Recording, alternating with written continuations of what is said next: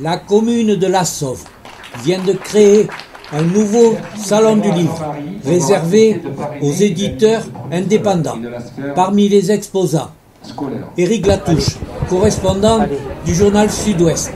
Il a souhaité se libérer de ses 20 lignes quotidiennes en lâchant sa plume pour écrire le portrait d'une femme qu'il admire particulièrement. Même si ça n'a pas trop changé, dominé par les hommes, et son caractère lui aura permis d'avoir un parcours remarquable. Et ce pourquoi je suis admiratif de cette dame, et j'avais envie de lui consacrer vraiment une biographie, parce qu'elle le mérite amplement. Et alors, elle évolue dans un milieu, la Catalogne. Pourtant, il y a des femmes de caractère en Catalogne, il n'y a pas qu'elle, il y a des femmes qui ont du punch en Catalogne, il y a des gens qui, on l'a vu.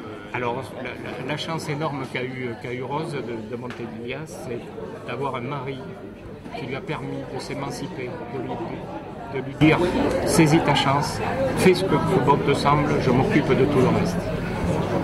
Et sur ce socle familial favorable, eh bien, Rose ne s'est pas fait prier et puis a fait son petit bout de chemin, si ce n'est son grand bout de chemin. Alors tu la connaissais personnellement?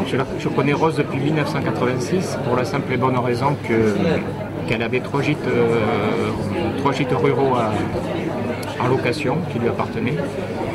Et donc, à l'époque où j'avais pas de cheveux blancs encore, et bien avec mes parents, on passait le mois d'août là-bas en vacances, et depuis, nos liens ne se sont jamais distendus.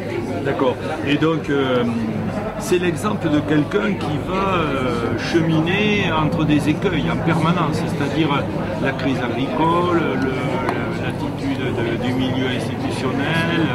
Elle va arriver à se faufiler et à se sortir toujours de toutes les situations. Alors les revendications que l'on peut lire dans le livre et auxquelles Rose, en tant que présidente de la mutualité sociale agricole, a dû faire face, je ne sais pas si on peut dire que c'est marrant, mais ce sont les mêmes que l'on retrouve 30-40 ans après. Et donc Rose a été la première présidente femme de la MSA dans les Pyrénées-Orientales. Et effectivement, de par son rôle, bien, il y a eu des écueils à tel point qu'elle a reçu des menaces personnelles. Elle recevait des cercueils dans sa boîte aux lettres, des petits cercueils en bois qui lui indiquaient le nombre de jours qu'il lui restait à vivre. Tellement la colère était phénoménale. Pour autant, bien, elle ne s'est jamais démontée. Et est-ce que tu penses sincèrement que la situation des femmes, après ce qu'elle a vécu, ce qu'elle a fait, a évolué dans le milieu où elle était?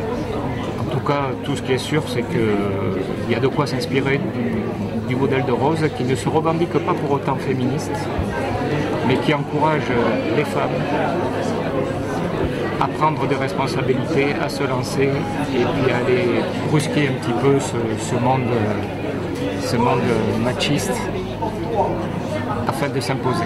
Alors, préface de Jean Castex. Absolument.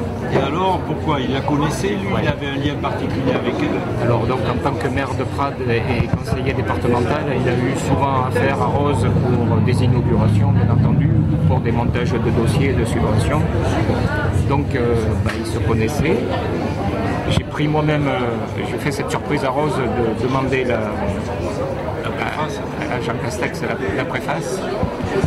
Et donc il m'a répondu très gentiment qu'il était d'accord, bien entendu, mais à condition de lire le manuscrit quand même, des fois qu'il irait se fourvoyer dans un guet-apens. C'est double face. Et son retour a été très sympathique, il a trouvé bien, intéressant, il a appris des choses, et il s'est fendu d'une biographie qui, ma foi, apporte une crédibilité. Il parle de pages glorieuses et absolument. Donc il apporte sa crédibilité à l'ouvrage et je l'en remercie encore. Alors donc tu l'as présenté là-bas, il est ici aujourd'hui à La Sauve, mais tu l'as présenté là-bas. Qu'est-ce que tu as éprouvé en allant au pays de Rose? Alors ce qu'il faut savoir, c'est qu'aujourd'hui à La Sauve, ce sera le seul et unique salon du livre girondin où il sera possible de voir le livre.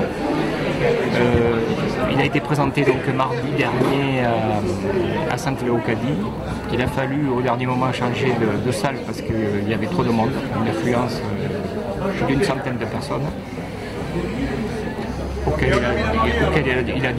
j'ai dû faire face pour présenter le livre. Un livre qui s'est vendu qui est parti très vite. Mais tout ça, bien entendu, non pas grâce à mon talent, mais plus par rapport au fait que Rose soit une légende là-bas et que tout le monde était venu pour elle. Oui, mais tu dis que ce livre-là, moi, il a une portée globale.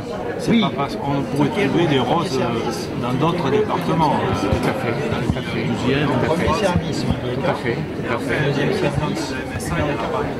Non. Et puis ce qui est sûr et certain, c'est que j'ai pris un bonheur fou à écrire ce livre.